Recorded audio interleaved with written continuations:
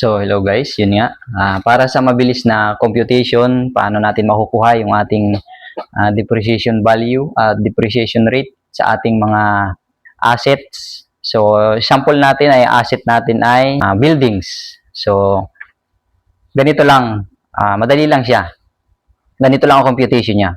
So, hanapin nyo lang ang total cost ng ating building.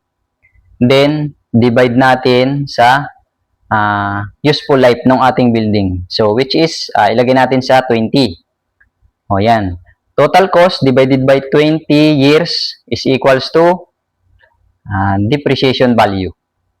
Yan na yung ating depreciation value. So, paano naman natin makukuha yung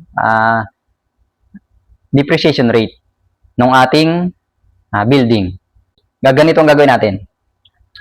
Una naman ay depreciation value divided by total cost. Total cost ng ating building is equals to depreciation rate. Okay. So, sa computation, paano natin nakuha yan? So, lipat tayo sa ating calculator. Okay?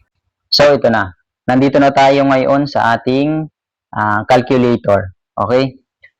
So, para makuha natin ang depreciation rate at depreciation value, ay ilalagay muna natin dito magkano yung ating natukoy na total cost ng ating building. So, halimbawa natin ay 4 million. So, 4 million divided by 20 years. Kasi yung ating mga buildings, yung ating mga barangay hall, yung ating mga asset na yan ay useful life lang nila ay 20 to 30 years. Pero stick lang tayo sa 20 years. So, 20 years lang tayo. Di 4 million divided by 20 is equals to 200,000. Iyan yung ating depreciation value per year. So, paano naman natin makukuha yung depreciation rate niyan? So, ganito lang.